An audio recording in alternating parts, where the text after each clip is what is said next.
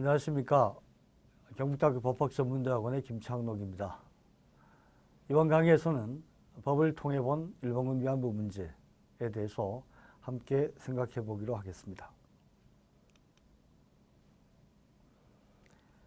제가 말씀드릴 내용은 일본군 위안부 문제와 법의 관계, 그리고 이 문제에 관한 쟁점들, 그리고 그 쟁점에 대한 분석의 순으로 진행이 됩니다. 중간에 일본군 위안부 문제의 쟁점에 관해서 이야기할 때 필요한 사실관계도 확인을 하면서 진행을 하도록 하겠습니다. 우선 첫 번째, 일본군 위안부 문제와 법입니다. 일본군 위안부 문제는 제국주의 국가 일본이 1930년대 초부터 1945년 패망할 때까지 한반도를 비롯한 아시아 지역의 수많은 여성들을 강압적으로 끌고 가서 아시아 전역에 만든 위안소에서 성노예를 강요한 범죄와 그에 대한 책임, 그리고 그로부터 파생해 나온 문제들의 총체입니다. 파생해 나온 문제들이라고 하면 귀환과 미귀환의 문제, 귀환 혹은 미귀환 이후의 억압된 고통, 그리고 법적 책임의 추궁과 회피 혹은 부정 등의 문제가 포함됩니다. 총체로서의 일본군 위안부 문제는 젠더, 성, 역사, 외교, 사회, 문화에 관한 문제인 동시에 법의 문제이기도 합니다. 하지만 그것은 오히려 무엇보다 법의 문제다라고 할 수가 있습니다. 왜냐하면 범죄와 그에 대한 책임, 그리고 피해자의 권리와 구제에 관한 문제이기 때문입니다. 조약, 국제법, 소송이 핵심 쟁점의 문제이고 전 세계적인 여성 인권과 중대한 인권 침해에 관한 문제이기 때문에 그렇습니다. 강의를 본격적으로 진행하기 전에 용어 정리를 먼저 하고서 시작하겠습니다. 종군 위안부, 정신대, 일본군 성노예, 일본군 위안부입니다. 먼저 종군 위안부는 문제가 제기된 초기에 일본에서 주로 사용된 용어입니다만 실체에 부합하지 않습니다. 종군이라는 단어의 사전적 의미는 군대를 따라 전쟁터로 나감이라는 것입니다. 그리고 그 용어 자체에 자발성이 함의되어 있습니다. 또한 종군 기자 등에 의해서 알 수 있는 것처럼 일반 용례에서도 자발성이 전제되어 있습니다. 위안이라는 용어의 사전적 의미는 위로하여 마음을 편하게 함입니다. 이 용어 역시 그 자체에 자발성이 함의되어 있습니다. 따라서 실체에 부합하지 않는 것입니다.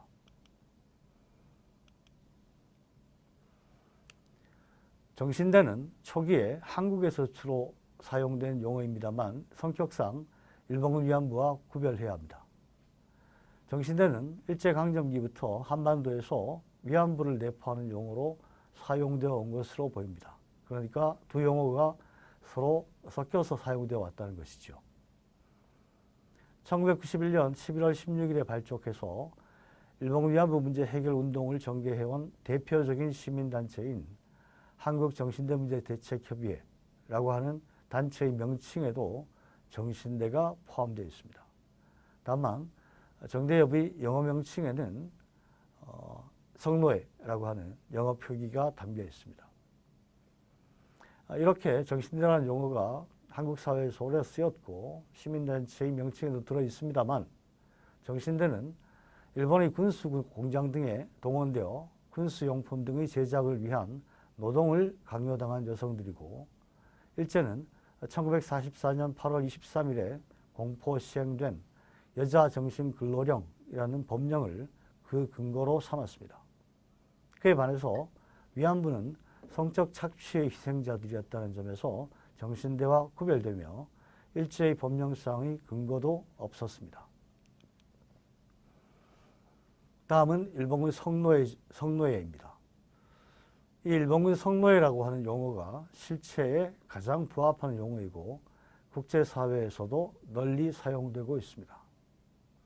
하지만 일본군 성노예라는 용어에 대해서는 성노예가 차별과 냉대, 아픔을 상기시키기 때문에 받아들이기 힘들다고 하는 피해자들이 계셨습니다. 그래서 일본군의 문서에서 발견이 되어서 역사적인 의미도 있고 일반적으로 널리 알려지기도 했던 위안부라는 용어를 일단 사용하기로 했습니다. 다만 가해의 주체를 명확하게 하기 위해서 그 앞에 일본군을 붙이고 위안부라는 용어가 실체에 부합하는 것이 아니라는 점을 드러내기 위해서 반따옴표를 붙여서 일본군 반따옴표 위안부라는 용어를 사용해 오고 있습니다. 이 용어가 지금 현재는 한국 사회에서 가장 널리 사용되는 그런 용어라고 할 수가 있습니다. 다만 최근에는 위안부라는 용어의 문제점, 다시 말해서 자발성이 내포되어 있다고 하는 문제점에 대한 인식이 보다 높아지면서 점차 일본군 성노예라는 용어가 더 많이 사용되고 있는 추세인 것으로 보입니다. 앞으로 일본군 성노예라고 하는 용어가 더 많이 쓰여지게 될 것이라고 생각이 됩니다. 정대협의 후신에 해당하는 단체의 명칭은 일본군 성노예제 문제 해결을 위한 정의기억연대입니다. 이 사실을 통해서도 그와 같은 추세가 확인된다고 할 수가 있겠습니다. 저희 오늘 강의에서는 일본군 위안부라고 하는 용어를 주로 사용합니다만 필요한 경우 일본군 성노예제라고 하는 용어도 함께 사용하면서 진행을 하도록 하겠습니다. 다음은 쟁점입니다. 쟁점으로는 1965년 청구권 협정, 2015 합의, 2021년 1월 8일 서울중앙지방법원 판결, 강제연행, 성노예 이런 것들을 들 수가 있습니다. 일본 정부는 이렇게 주장합니다. 1965년 청구권 협정에 의해서 일본군 위안부 문제가 완전히 그리고 최종적으로 해결되었다. 그리고 2015 합의에 의해서 최종적 불가역적 해결이 확인되었다. 또한 서울중앙지방법원 판결에 대해서는 국제법 및 한일 양국의 합의에 명백히 반하는 것으로서 결코 받아들일 수 없다. 한국 정부가 적절한 조치를 강구해야 한다. 이렇게 주장합니다. 그리고 강제연행에 대해서는 이야기가 조금 복잡합니다만 일본 정부가 발견한 자료에서는 군이나 관원에 의한 이른바 강제연행을 직접 가리키는 기술은 발견되지 않았다라는 주장을 거듭 반복하고 있습니다. 그리고 성노예에 대해서는 성노예라는 표현은 사실에 반함으로 사용해서는 안 된다라는 주장 역시 거듭 반복하고 있습니다. 각각의 쟁점에 대한 한국 정부의 입장은 일본 정부와는 충돌합니다. 우선 청구권협정에 관해서는 청구권협정에도 불구하고 일본 정부의 법적 책임이 남아있다라는 것이 한국 정부의 입장입니다. 또한 한국 정부는 2015 합의가 진정한 해결이 될 수 없다라고 하면서도 다만 그것이 공식적인 합의다라고 하는 이야기도 동시에 하고 있습니다. 서울중앙지방법원 판결에 대해서는 법원의 판단을 존중한다라고 하고 있습니다.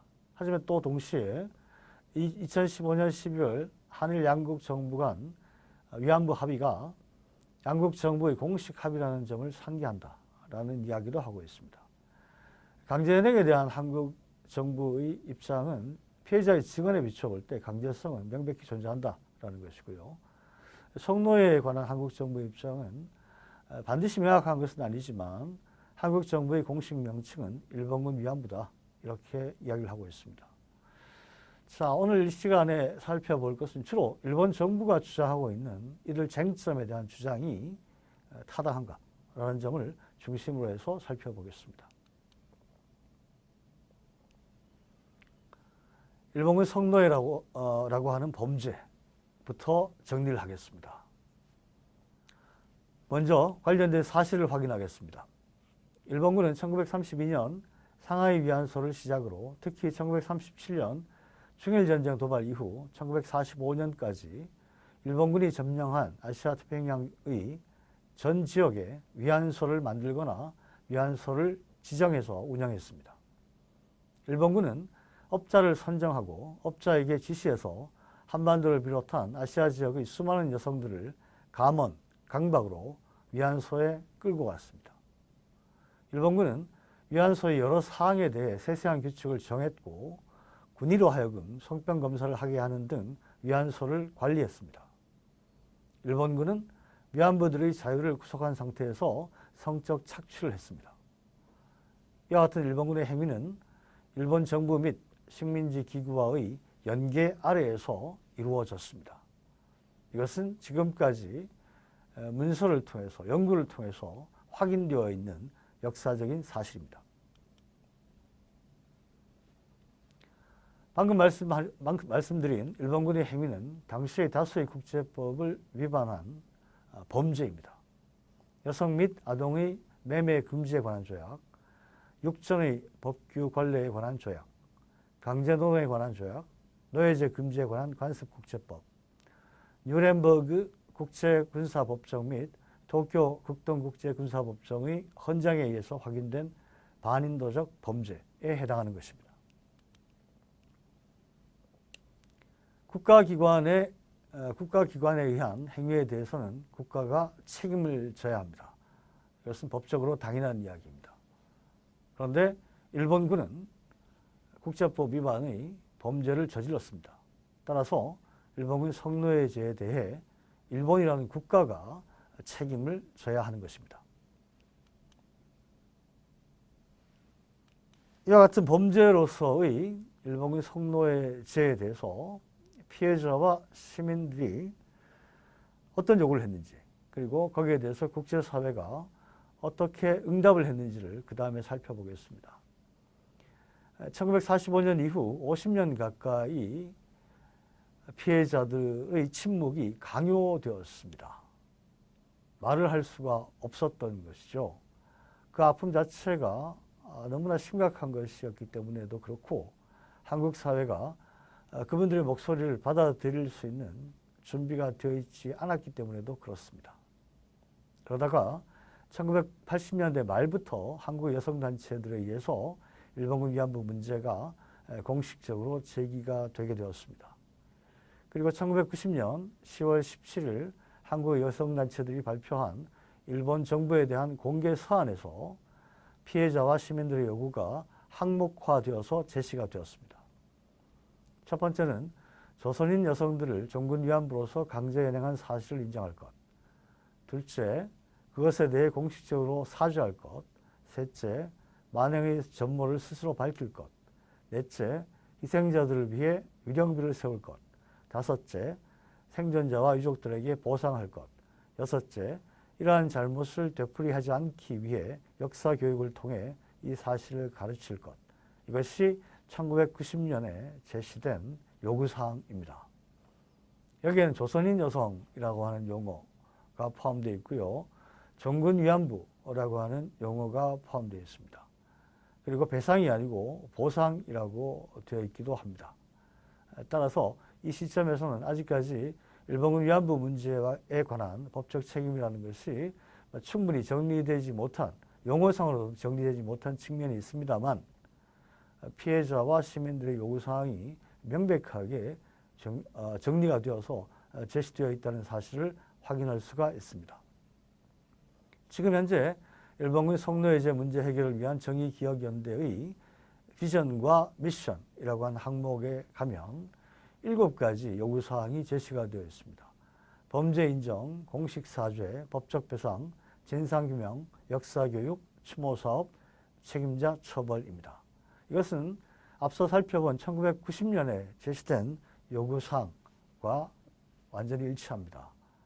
다만 그것을 보다 명확하게 법적으로 정리해 놓은 것이다 라고 볼 수가 있습니다. 한 가지 1990년에는 없었던 것이 포함되어 있습니다. 책임자 처벌입니다. 1990년 시점에서 책임자 처벌이 포함되지 않았던 것은 당시에 이미 가해자들이 다수가 사망한 상태에서, 그리고 아주 오래전의 일에 대해서 책임자 처벌이라는 것이 현실적으로 가능할까라고 하는 고민이 있었기 때문이었다고 할 수가 있습니다. 하지만 1993년 단계부터 책임자 처벌이 포함되게 됩니다. 정확히 말하면 1992년 12월에 책임자 처벌이라는 것이 피해자와 시민들의 요구 속에 항목으로 자리 잡게 됩니다. 거기에는 일정한 배경이 있습니다. 그 배경은 무엇이냐면 일본군 위안부 문제가 국제사회에서도 알려지고 주목되게 됨으로써 피해자들이 구제를 위해서 무엇이 필요한가라는 것을 이야기해 오고 있던 국제사회의 논의와 일본군 위안부 문제에 관한 논의가 서로 접합을 하게 됩니다.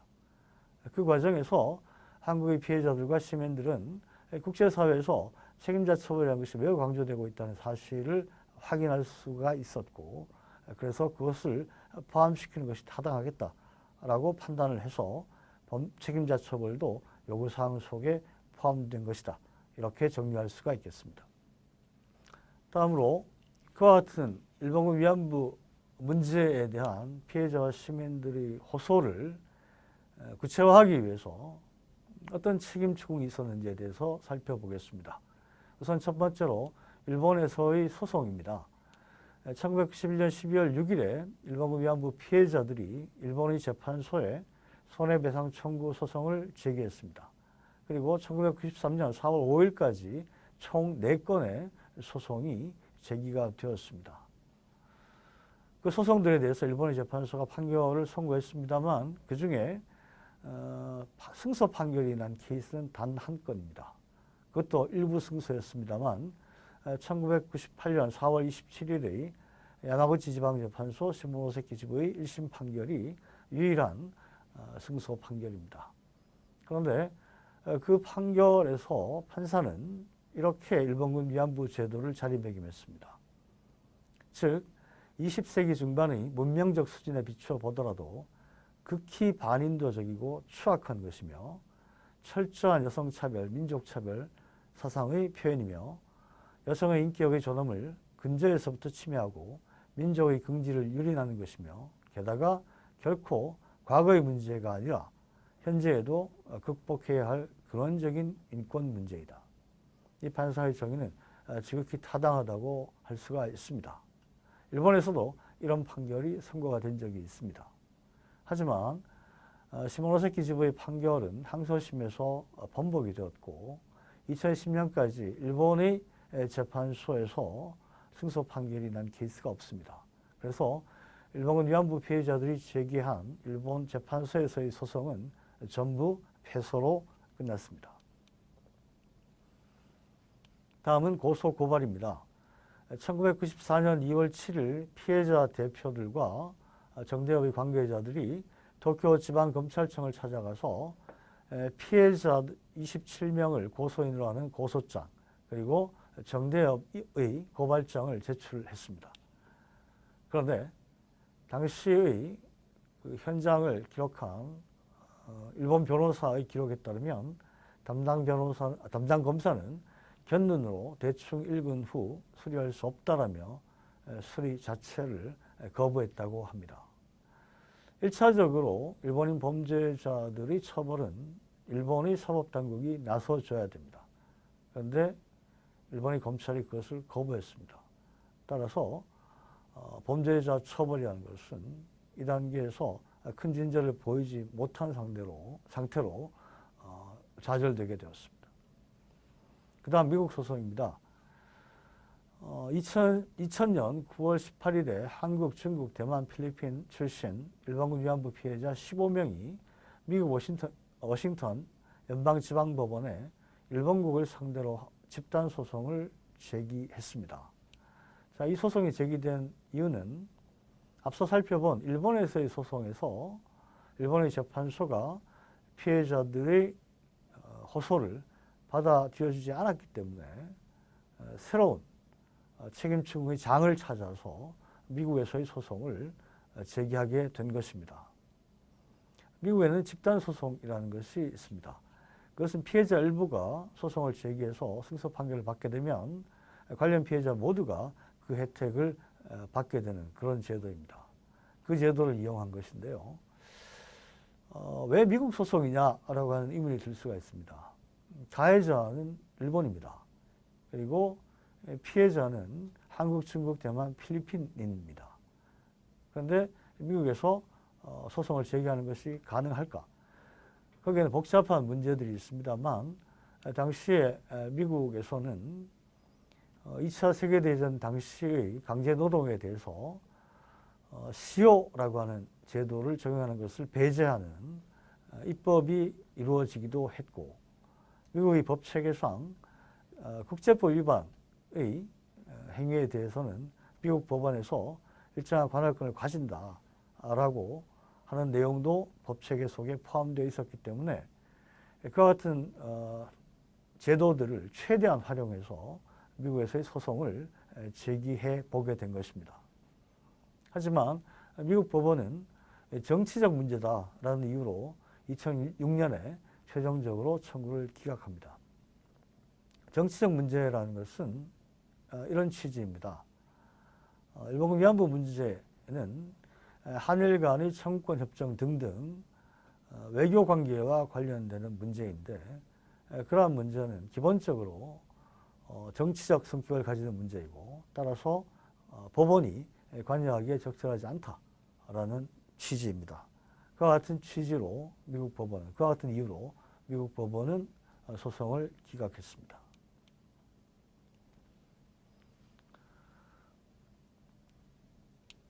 이와 같이 현실 법정에서 혹은 현실 사법기관에 의해서는 피해자들에 의한 책임 추궁이 구체화되지를 못했습니다. 하지만 다른 한편으로 국제사회는 피해자들의 호소에 적극적으로 응답을 했습니다. 그래서 국제사회에서 일본군 위안부 문제에 관한 법적 상식이 확립되게 됩니다. 우선 1994년 유엔의 NGO인 국제법률가위원회의 위안부 끝나지 않은 시련이라고 하는 보고서를 들 수가 있습니다.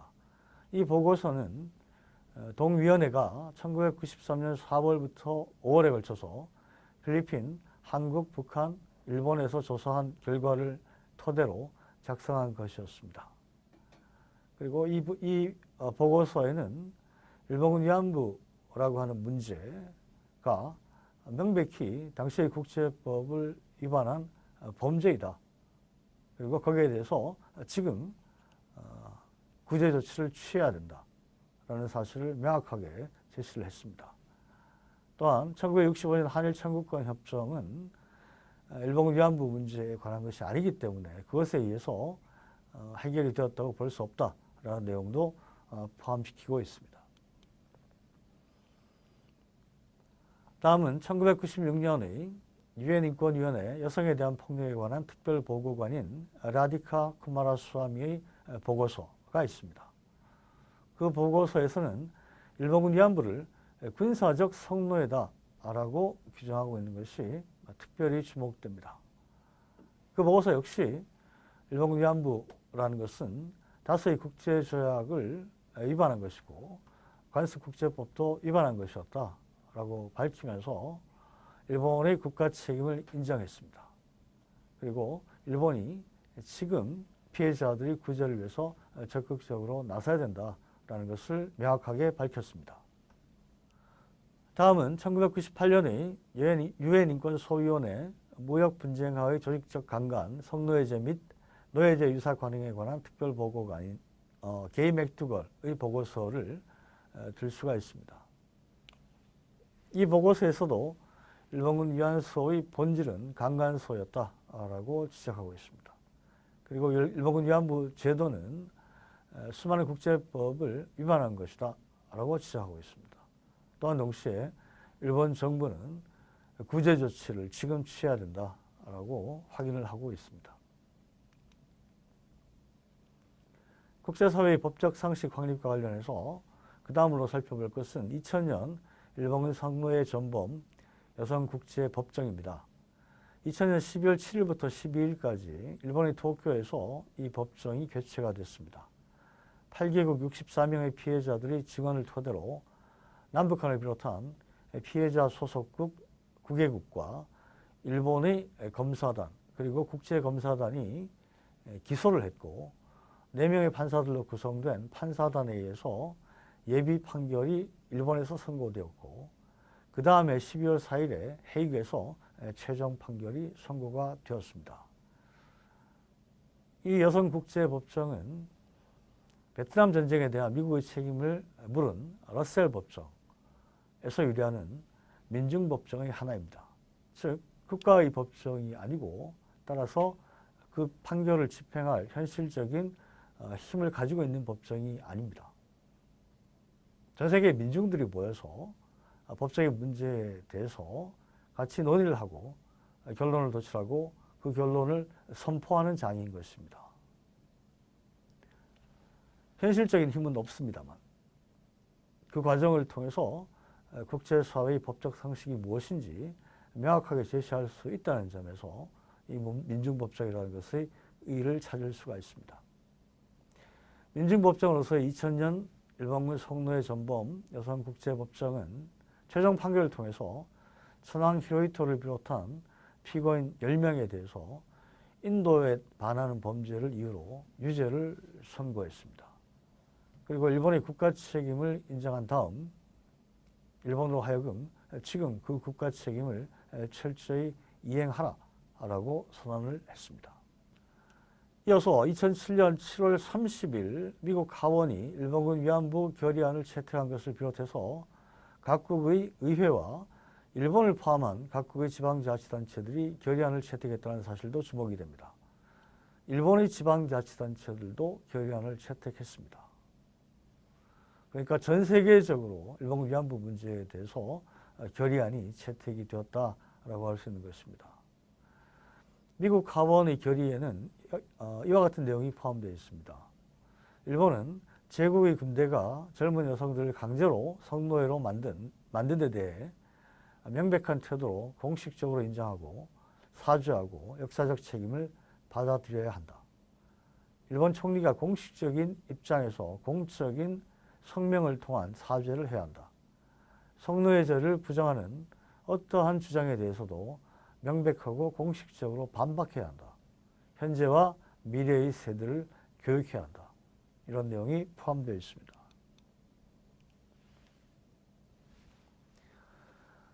지금까지 살펴본 것은 국제사회에서의 법적 상식의 확립에 관한 것이었습니다. 이어서 새로운 국제규범의 확립이라고 하는 점을 살펴보도록 하겠습니다.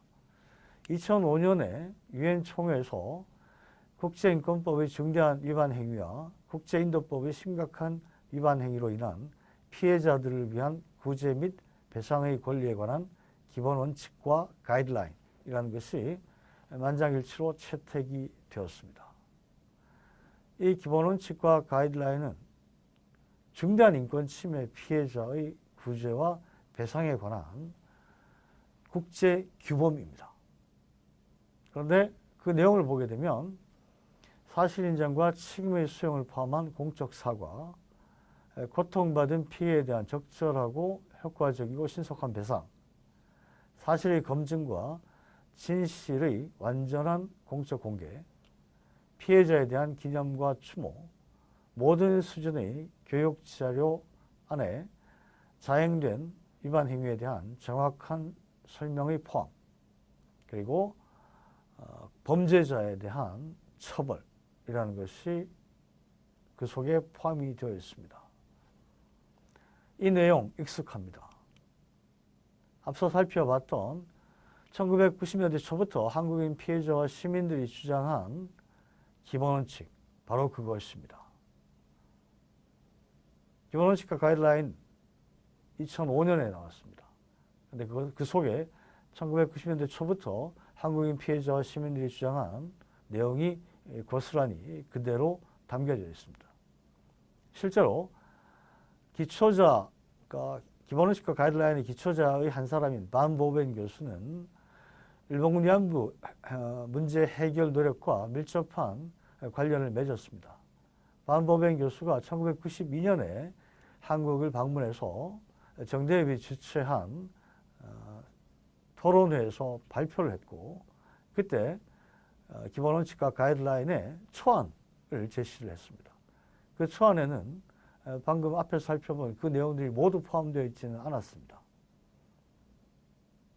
그런데 최종안에는 그게 포함되어 있습니다. 저는 그것이 반 보벤 교수가 일본군 위안부 문제를 해결하려고 하는 피해자들과 시민들, 그들과 대화를 하는 가운데서 그와 같은 내용을 좀 더 구체화시켰다라고 생각을 합니다. 그리고 정대협 역시 반 보벤 교수로부터 시사를 얻어서 책임자 처벌이라는 것을 요구 항목 속에 포함을 시켰습니다. 따라서 기본원칙과 가이드라인은 일본군 위안부 피해자들과 시민들의 문제 해결을 위한 노력이 국제사회의 문제 해결 노력과 서로 맞물리면서 서로 대화하면서 국제 규범으로 결실이 맺어진 것이다. 이렇게 볼 수 있다고 생각을 합니다. 피해자와 시민들이 국제법을 만든 것입니다.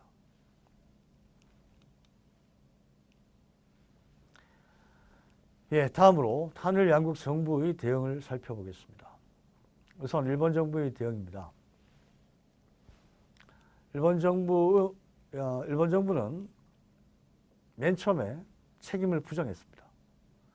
1990년 단계에서 일본 국회에서 의원의 질문에 대해서 일본 정부 관계자는 그 사람들은 민간의 업자가 데리고 다니던 사람이고 정부와는 관계가 없다.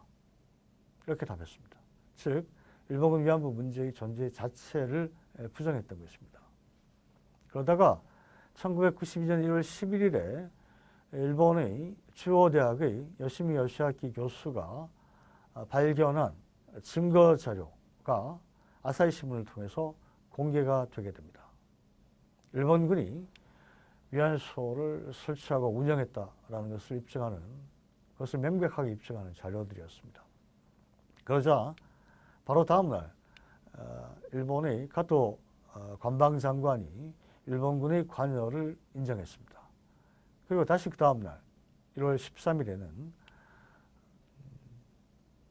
일본군이 어떤 형태로든 관여했다라는 사실은 부정할 수 없다라고 하면서 이 문제에 대해서 최초로 사죄를 표명했습니다. 그리고 당시의 총리인 미야자와 키이치 총리가 1월 17일에 한국 국회에 와서 사죄했습니다. 그리고 7월 6일에는 일본 정부가 그 전에, 그러니까 1991년 12월부터 일본군 위안부 문제에 관해서 조사했던 내용을 발표하면서 정부의 관여가 있었다라고 인정을 하고 정부로서는 다시금 중심으로 사죄와 반성의 마음을 표하고자 한다라는 내각 관방장관의 발표를 함께 발표했습니다. 그리고 일본 정부의 조사가 조금 더 이어집니다. 그리고 1993년 8월 4일에 2차 조사 결과를 발표했습니다. 이때 코노다마가 발표가 되게 됩니다. 이 코노다마는 언론에서도 많이 언급되는 것이고요. 그 내용이 매우 중요합니다. 조금 상세히 살펴보겠습니다. 코노다마에서는 이렇게 밝히고 있습니다. 첫째, 위안소의 설치, 관리 및 위안부의 이송에 관해서는 구 일본군이 직접 또는 간접적으로 관여했다. 둘째, 위안부의 모집에 관해서는 감원, 강압에 의하는 등 본인들의 의사에 반하여 모집된 사례가 많이 있고, 나아가 관원 등이 직접 이 일에 가담한 경우도 있었고, 특히 한반도는 우리나라의 통치 아래에 있어서 그 모집, 이송, 관리 등도 감원, 강압에 의하는 등 전체적으로 보아 본인들의 의사에 반하여 이루어졌다. 셋째, 위안소에서의 생활은 강제적인 상황 아래에서 이루어진 가혹한 것이었다. 넷째, 위안부 문제는 당시의 군의 관여 아래 다수 여성의 명예와 존엄을 심각하게 손상시킨 문제이다. 다섯째, 역사교육, 역사연구를 통해 이와 같은 문제를 영원히 기억하고 같은 잘못을 결코 반복하지 않겠다. 그리고 전 위안부 여러분에게 진심으로 사죄와 반성의 마음을 전한다. 이것이 코노다마의 주된 내용입니다. 그 중에서 두 번째 항목의 내용 중에 특히 한반도는 우리나라의 통치 아래에 있어서라고 하는 이 부분은 약간 설명이 필요합니다. 이 말은 무슨 말이냐면 당시는 일제강점기였죠. 한반도는 일제의 강점 아래에 있었습니다. 강점 아래에 있었다는 것은 구조적인 강제 아래에 있었다는 것을 말합니다. 그러니까 일상생활이 처음부터 끝까지 강제 속에서 이루어지는 그런 구조가 존재했다라는 것입니다. 따라서 그 같은 구조 속에서는 특별히 추가적인 강제를 가하지 않는다 하더라도 사람들을 본인들의 의사에 반해서 끌고 갈 수 있었다. 그 점을 표현하기 위해서 이와 같은 표현이 들어간 것으로 이해가 됩니다.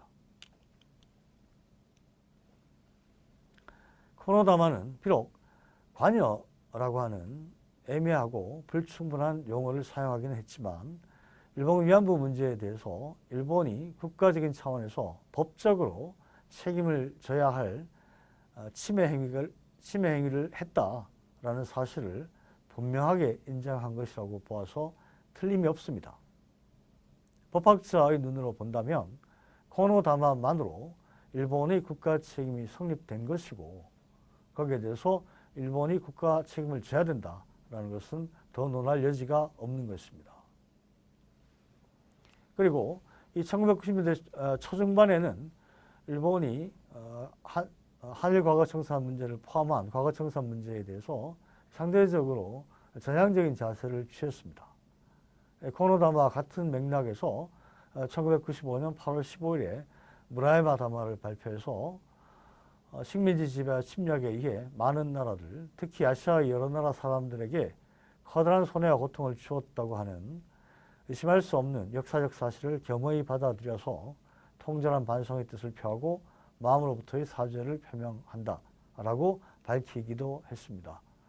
그러니까 이 시점이 되돌아보면 일본 정부가 과거청산 문제에 대해서 가장 전향적인 자세를 취하고 있었던 시점이다라고 이야기를 할 수가 있습니다.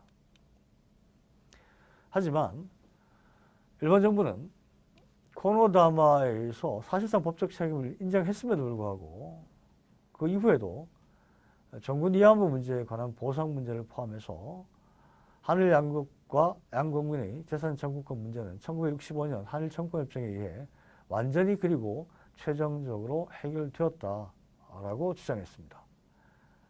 법적 책임은 지지 못하겠다라는 취지입니다.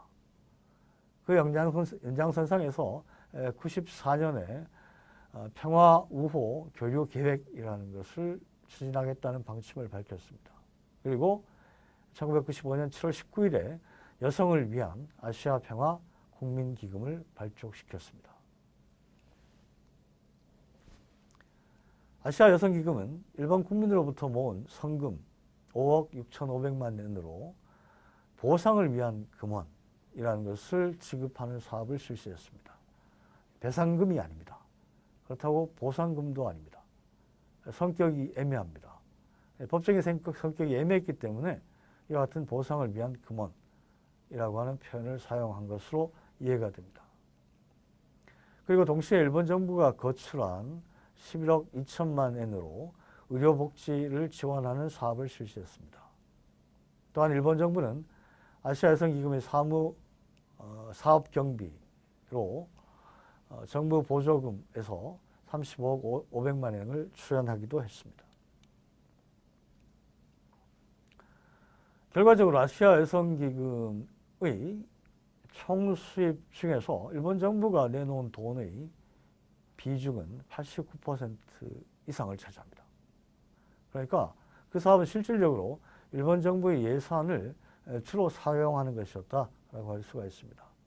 하지만 일본 정부는 어디까지나 이것은 국민기금이다 라고 주장을 했습니다. 그 이유는 법적 책임은 질 수가 없다라는 논리를 관철하기 위한 것이었습니다. 이것이 일본 정부의 사업이다라고 하게 되면 일본 정부의 사업에서 예산을 지출하기 위해서는 이유가 있어야 되죠. 그러니까 책임이 있다는 것을 인정하게 된다는 것이고 그 같은 사업은 법적 책임 이행이라는 의미를 가지기 때문에 앞서 살펴봤던 청구협정에 의해서 법적 책임 문제는 끝났다라고 하는 일본 정부의 입장과 서로 충돌하게 됩니다. 따라서 법적 책임을 지는 것은 아니다라는 것을 드러내기 위해서 직접 나서지 않고 국민기금이라는 형태를 취했다라고 볼 수가 있습니다. 자, 이와 같은 상황이 피해자들에게는 상당히 당혹스러웠을 것입니다.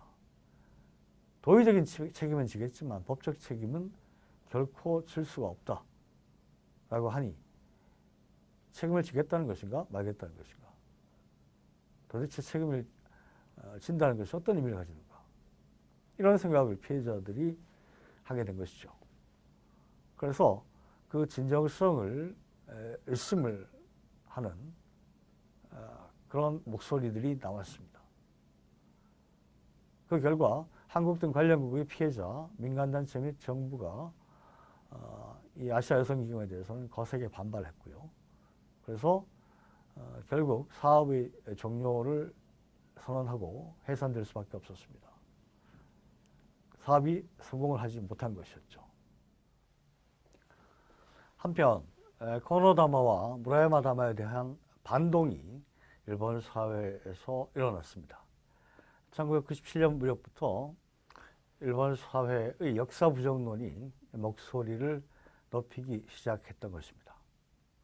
1997년에 일본의 전도, 그러니까 앞날이죠. 일본의 전도와 역사 교육을 생각하는 젊은 의원의 모임, 새로운 역사 교과서를 만드는 모임, 일본 회의 등 일본의 대표적인 역사 부정론자들의 조직이 결성이 되게 됩니다. 그 중에서 젊은 의원들의 모임의 사무국장은 아베 신조 당시의 젊은 국회의원이었습니다. 이 아베 신조가 그로부터 10년 뒤에 총리가 됩니다. 그래서 2007년 3월 5일에 일본 참의원에서 관원이 집에 쳐들어가 사람을 유기하듯이 끌어간다고 하는 그런 강제, 이른바 협의의 강제성이라는 개념을 발명을 해서 주장을 합니다. 그리고 3월 16일에는 아베 내각이 정부가 발견한 자료 중에는 군이나 관원에 의한 이른바 강제행을 직접 드러내는 기술은 발견되지 않았다 라고 하는 다소 복잡한 내용의 가기 결정을 하게 됩니다. 그리고 이후 일본 정부는 일본군 위안부 부정론이라는 것을 거듭 반복하고 있습니다. 다음으로 한국 정부의 대응을 보겠습니다. 한국 정부는 1993년에 일제하 일본군 위안부에 대한 생활안정지원법을 제정해서 피해자들에 대한 생활안정지원을 해오고 있습니다. 지금 현재도 그 지원은 이어지고 있습니다. 그 다음에 2005년 8월 26일에 한국 정부는 한일회담 관련 문서를 전면 공개를 했습니다만 그때 한일회담 문서 공개 후속 대책 관련 민관공동위원회 결정이라는 것을 발표를 합니다. 그리고 그 속에 매우 중요한 내용을 담습니다. 일본군 위안부 문제 등 일본 정부, 군 등 국가 권력이 관여한 반인도적 불법 행위에 대해서는 청구권 협정에 의해 해결된 것으로 볼 수 없고 일본 정부의 법적 책임이 남아 있음이라는 것입니다. 자, 이 결정의 내용은 그 이후에 번복되거나 수정된 적이 없습니다. 따라서 이 결정의 일본 정부의 법적 책임이 남아 있음이라는 부분은 지금 현재도 한국 정부의 입장이다 라고 할 수가 있습니다. 그와 같이 매우 중요한 결정이 발표가 되었습니다만 그 이후에 한국 정부가 남아있는 일본 정부의 법적 책임을 적극적으로 추궁하는 행동에 나서지를 않았습니다. 그래서 2006년 7월에 일본군 위안부 피해자 109명이 한국 정부를 상대로 해서 헌법소원을 제기를 했습니다. 헌법소원이라는 것은 기본권을 침해당한 국민이 헌법재판소에 그 구제를 요구하는 절차입니다. 그 헌법소원에 대해서 2011년에 가서 헌법재판소가 부작위위헌 결정을 선고합니다. 이 부작위라는 것은 법률 용어입니다. 어떤 일을 해야 함에도 불구하고 하지 않는 것이 부작위입니다. 작위라는 것은 해야 할 일을 하는 것이 작위입니다. 헌법재판소의 결정은 한국 정부가 일본군 위안부 문제의 해결을 위해서 노력을 해야 되는데 그것을 하지 않고 있기 때문에 그래서 그 결과 피해자들의 기본권이 침해되고 있기 때문에 이것은 위헌이다 라고 선고를 한 것입니다. 일본 정부와 한국 정부의 입장을 살펴봤습니다. 그 다음에 2015 합의를 보겠습니다. 이명박 정부는 방금 살펴본 헌재 결정에 따른 협의를 일본 정부에 대해서 요청을 했습니다. 그런데 일본 정부가 그것을 거부했습니다. 그래서 이명박 정부에서는 별다른 진전을 보이지 못했습니다. 2013년에 박근혜 정부가 출범을 하게 되는데 박근혜 정부는 일본군 위안부 문제가 해결되지 않으면 한일 정상회담을 개최하지 않겠다라고 하는 강경한 입장을 초기에 취했습니다. 다만 뚜렷한 전략이 있었던 것도 아니었던 것 같고 성과도 내지 못하는 상태에서 한일 정상회담이 열리지 않은 상태가 상당 기간 이어졌습니다. 그런 상황에서 중국에 대한 봉쇄 정책을 펴고 있던 당시에 바락 오바마 정부가 함께 봉쇄 정책을 펴야 될 한국과 일본의 관계가 좋지 않은 것은 바람직하지 않다라는 입장에서 한일 양국 정부에 압력을 가했고 그 결과 2014년 4월부터 일본 위안부 문제에 관한 한일 국장급 협의가 진행이 됩니다. 그리고 2015년 12월 28일에 이르러서 한일 외교장관 회담 결과를 발표하는 공동 기자회견의 형태로 일본 위안부 문제에 관한 합의가 발표가 되게 됩니다. 2015 합의라고 합니다. 저도 그렇게 씁니다만 합의문이 없습니다. 문서가 없습니다. 그럼 2015 합의는 뭐냐? 2015년 12월 28일에 한일 외교 장관이 기자회견장에 나타나서 읽은 내용, 구두 발표 내용, 그것이 2015 합의라고 일컬어지는 것입니다. 따라서 보다 정확하게는 2015 발표라고 하는 것이 맞겠습니다만 이 강의에서는 통상 사용되고 있는 용어를 사용하겠습니다. 일본 측 표명 사항을 보게 되면 일본의 외교장관은 일본군 위안부 문제에 대해서 일본 정부가 책임을 통감한다. 아베 내각 총리 대신이 사죄와 반성의 마음을 표명한다라고 밝혔습니다. 그리고 한국 정부가 만든 재단에 일본 정부의 예산으로부터 자금을 내고 그리고 한국 정부와 함께 사업을 해가기로 한다. 그리고 세 번째로 그와 같은 조치가 착실히 실시된다는 것을 전제로 해서 이번 발표를 통해 일본군 위안부 문제가 최종적 및 불가역적으로 해결될 것임을 확인한다. 또한 일본 정부는 한국 정부와 함께 향후 유엔 등 국제사회에서 동 문제에 대해 상호 비판하는 것을 자제한다.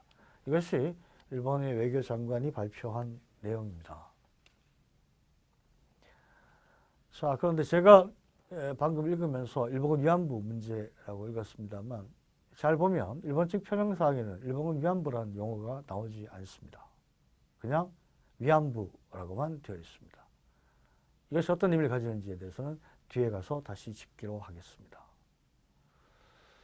그 다음에 최종적 및 불가역적이라는 부분을 다시 보게 되면 이번 발표를 통해 동 문제가 최종적 및 불가역적으로 해결될 것임을 확인한다라고 되어 있습니다. 그러니까 해결될이라고 되어 있으니까 일종의 미래형입니다. 그런데 일본 정부는 10억 엔을 내놓고 난 이후에는 이것을 과거형으로 취급하면서 완전히 다 끝났다라는 식으로 그런 식으로 입장을 밝히고 그 같은 입장에 따라서 여러 가지 행동을 취하고 있습니다. 다음으로 한국 측 표명 사항을 보겠습니다. 한국 측은 역시 일본 정부와 함께 이 문제가 최종적 및 불가역적으로 해결될 것임을 확인한다라고 밝혔고요. 그리고 일본 정부와 함께 향후 유엔 등 국제사회에서 동 문제에 대해 상호 비판함을 자제한다라고 밝혔습니다. 그리고 이 항에서 일본 정부가 주한 일본 대사관 앞의 소녀상에 대해 공간의 안녕, 위험의 유지라는 관점에서 우려하고 있는 점을 인지하고 한국 정부로서도 가능한 대응 방향에 대해 관련 단체와의 협의 등을 통해 적절히 해결되도록 노력함이라고 밝혔습니다. 그러니까 소녀상에 대한 언급이 포함되어 있는 것이죠. 근데 이것은 양국 외교장관의 발표입니다. 근데 소녀상은 시민들이 세운 것이고요. 그런데 한국 정부가 거기에 대해서 어떤 입장을 밝혔다라는 것은 적절한 것이 아니었다라고 하지 않을 수가 없습니다. 2015년에 그와 같은 합의라는 것이 발표가 되었습니다. 그리고 그 합의에 따라서 화해치유재단이라는 것이 만들어지고 피해자들에게 위로금을 전달하는 사업이 일정 정도 이루어졌습니다. 하지만 방금 살펴본 그 합의에 대해서는 여러 가지 문제가 있다. 이것으로 일본 위안부 문제에 대한 진정한 해결이 될 수 없다라고 하는 지적이 국내외적으로 강하게 제기가 되었습니다.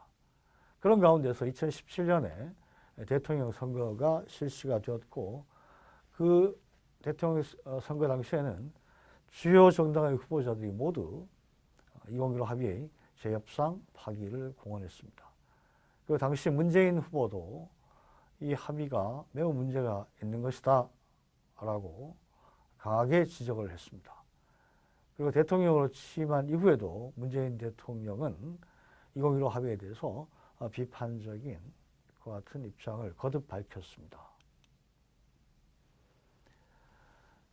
그런 맥락에서 2017년 7월 31일에 외교부 장관 직속으로 한일 일본군 위안부 피해자 문제 합의 검토 TF라는 것을 설치해서 검증 작업을 진행했고 12월 28일에 보고서를 발표했습니다. 그리고 그 보고서를 토대로 2018년 1월 9일에 외교부 장관이 한일 위안부 합의 처리 방향이라는 것을 발표합니다. 이것이 문재인 정부의 정부 차원에서의 입장을 정리한 것이다 라고 볼 수가 있습니다. 한국 정부의 발표 내용을 보게 되면 2015년 합의는 일본군 위안부 피해자 문제의 진정한 문제 해결이 될 수 없다. 일본 정부가 출연한 화해치유재단 기금 10억엔은 우리 정부 예산으로 충당하고 우리 정부가 해야 할 일을 해나가는 데 모든 노력을 기울이고 그런 방향에서 추가적인 후속 조치를 마련하겠다. 이렇게 밝혔습니다. 하지만 동시에 동합의와 관련하여 일본 정부에 대해 재협상은 요구하지 않을 것이며 일본이 스스로 국제보편 기준에 따라 진실을 있는 그대로 인정하고 피해자들의 명예, 존엄 회복과 마음의 상처 유지를 위한 노력을 계속해 줄 것을 기대한다 라고 밝혔습니다. 다소 애매합니다. 물론 그 이후에 문재인 정부는 정부 예산에서 10억엔에 해당하는 103억 원을 여성가족부 산하의 양성평등기금에 편입하는 조치를 취했습니다. 그리고 화해치유재단의 해산 절차를 밟았습니다. 하지만 일본 정부에 대해서는 적극적으로 문제 해결을 주장을 하지 않았습니다. 그래서 다소 애매한 입장이 지금 현재까지도 이어지고 있다라고 할 수가 있습니다. 그 같은 사항이 이어지는 가운데서 2015 합의 이후에 피해자들에 의해서 다수의 소송이 제기가 됐습니다. 2016년 3월 27일에 피해자 29명 등이 외교부 장관을 피청구인으로 해서 헌법 소원을 제기했습니다. 그리고 그보다 앞서입니다만 2016년 1월에는 피해자 12명이 2013년에 일본 정부를 상대로 1인당 1억 원의 배상을 요구하며 신청했던 조정이 정식 소송으로 전환이 되었습니다. 이것이 1차 손해배상 청구 소송이다 라고 할 수가 있습니다. 이 부분은 조금 추가 설명하겠습니다. 피해자 12명이 2013년에 조정 신청을 합니다. 그러니까 법원에 대해서 일본 정부와 협의를 해서 1인당 1억 원의 배상을 받을 수 있도록 조정을 좀 해주십시오 라고 신청을 한 것이죠. 그래서 법원에서 일본 정부에게 연락을 했습니다. 하지만 일본 정부가 연락을 받지 않았어요. 일체 반응을 보이지 않습니다. 그래서 2016년 1월에 정식 재판으로 전환이 되게 된 것입니다. 그리고 그것이 1차 손해배상 청구 소송이라고 할 수가 있습니다. 그 다음에 2016년 8월 30일에 피해자 12명이 한국 정부를 상대로 손해배상 청구 소송을 제기합니다. 그러니까 한국 정부가 2015 합의를 통해서 피해자들에게 손해를 끼쳤기 때문에 거기에 대해서 손해배상 청구를 해라 라고 하는 취지입니다. 이 한국 정부를 상대로 한 손해배상 청구 소송은 2019년 12월 6일에 조정을 가름하는 결정으로 종결이 되었습니다. 사실상 조정으로 끝났다라고 할 수가 있습니다. 그리고 그 과정에서 한국 정부는 2015 합의가 진정한 해결이 될 수 없다라는 점을 다시 한번 확인을 하고 향후 피해자들의 존엄과 명예를 회복하기 위한 대내외적인 노력을 계속한다라고 밝혔습니다. 대내외적인 노력이라고 할 때 외에 해당하는 것은 말할 것도 없이 일본 정부를 상대로 한 노력이겠죠. 일단 2019년의 시점에서 한국 정부는 다시 한번 그와 같이 약속을 했습니다. 그 다음에 2016년 12월 28일에 2015 합의 발표 1년이 지난 시점에 생존 피해자 11명 등이 서울중앙지방법원에 일본 정부를 상대로 손해배상 청구 소송을 내겠습니다. 이것은 2차 손해배상 청구 소송이라고 할 수 있습니다. 그러니까 피해자들은 헌법소원 1건, 손해배상 청구 소송, 일본을 상대로 한 손해배상 청구 소송 2건, 그리고 한국 정부를 상대로 한 손해배상 청구 소송 1건, 이렇게 제기한 것이다 라고 정리할 수가 있겠습니다. 네, 지금까지 살펴본 것이 쟁점에 대한 설명을 이해하기 위한 사실들입니다. 지금까지 설명한 사실들을 토대로 해서 지금부터 맨 앞에서 제시했던 쟁점들을 하나하나 짚어보도록 하겠습니다. 첫 번째는 청구권 협정으로 해결되었다 라고 일본 정부가 주장을 하는데 이것이 과연 옳은 이야기인가를 먼저 살펴보겠습니다. 일본 정부는 1965년 대한민국과 일본국 간의 재산 및 청구권에 관한 문제 해결과 경제협력에 관한 협정, 이것이 청구권 협정의 정식 명칭입니다. 이 협정에 의해 일본군 위안부 문제가 완전히 그리고 최종적으로 해결되었다고 주장합니다. 한일 양국 정부는 1951년부터 14년이나 되는 오랜 세월에 걸친 회담을 한 끝에 1965년 6월 22일에 대한민국과 일본국 간의 기본관계에 관한 조약, 그리고 청구권 협정 등을 체결해서 국교를 정상화시켰습니다. 그때 체결한 중요한 조약이 기본조약과 청구권 협정입니다. 그런데 그 청구권 협정 제2조를 보게 되면 제1항에서 양체약국 및 그 국민 간의 청구권에 관한 문제가 완전히 그리고 최종적으로 해결된 것이 된다는 것을 확인한다 라고 되어 있습니다. 양체약국이라는 것은 조약을 체결한 양국이라는 뜻입니다. 체약국이라는 것은 조약을 체결한 국가라는 뜻이죠. 그러니까 양체약국이라는 것은 한일 양국이라는 의미입니다. 그 다음에 청구권 협정 제2조의 3항에 보면 일방체약국 및 그 국민의 타방체약국 및 그 국민에 대한 모든 청구권으로서 본협정의 서명일은 1965년 6월 22일입니다.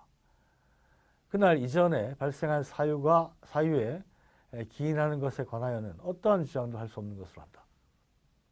이렇게 되어 있습니다. 매우 강한 표현이죠. 완전히 그리고 최종적으로 해결, 어떠한 주장도 할 수 없다라는 것은 참으로 강한 표현입니다. 따라서 이 청구권 협정을 맨 처음 읽게 되면 이 청구권 협정에서 모든 것이 다 끝났구나, 더 이상 할 수 있는 게 아무것도 없구나 라는 생각을 인상을 받게 됩니다. 하지만 학자들의 노력에 의해서 그렇지 않다라는 사실이 밝혀져 있습니다. 청구권 협정은 이와 같이 매우 강한 표현을 썼습니다만 청구권 협정의 대상이 무엇인지가 명확하지 않다라고 하는 문제점을 가지고 있습니다. 그러니까 완전히 그리고 최종적으로 해결이 되었고 어떠한 주장도 할 수 없는 청구권이라는 것이 과연 뭔가, 그것이 어떤 원인에 의해서 발생한 청구권인가에 대해서 해석을 둘러싸고 논란이 있습니다. 그 논란은 상당히 복잡합니다만 일본군 위안부 문제가 청구권협정으로 해결되었는지에 관련된 부분만 정리해서 설명하면 이렇게 됩니다. 첫째로 한일회담 과정에서 일본 정부가 불법 강점에 대한 책임을 부정했습니다. 그래서 식민지 지배의 대가는 청구권협정의 대상이 아니었습니다. 되지 못했습니다. 따라서 식민지 지배와 직결된 반인도적 불법 행위인 일본군 위안부 문제는 청구권협정의 대상이 아닙니다. 또한 식민지 지배와 직결된 강제동원 문제도 청구권협정의 대상이 아닙니다. 청구권협정의 대상이 아니라는 것은 청구권협정에서 완전히 그리고 최종적으로 해결된 적이 없고 어떠한 주장도 할 수 없는 것이 아니다라는 것을 의미합니다. 그러니까 일본 정부의 주장은 타당하지 않다라는 것이죠. 둘째로 일본 정부가 일본군 위안부 문제를 처음 인정한 것은 1992년입니다. 앞서 살펴본 것처럼 1992년에 1월에 여시미 교수가 발견한 증거자료가 아사히 신문에 발표가 되고 나서입니다. 그 전까지는 일본 정부와 관계가 없다고 하면서 일본군 위안부 문제 자체를 부정했더랬습니다. 그러니까 일본군 위안부라는 것이 문제다라는 사실을 처음 인정한 것이 92년인 것이죠. 그런데 청구권협정은 언제 제정이 되었느냐? 1965년에 제정이 되었습니다. 체결이 됐습니다. 1992년에 비로소 인정한 문제가 1965년의 청구권협정에 의해서 해결되었을 수는 없습니다. 일본 정부 입장에서 본다면 1965년에 청구권협정을 체결할 때에는 일본군 위안부 문제는 아예 존재하지 않았던 것이기 때문입니다. 존재하지 않았던 문제가 해결되었다라는 것은 논리적으로 성립될 수 없는 명제입니다.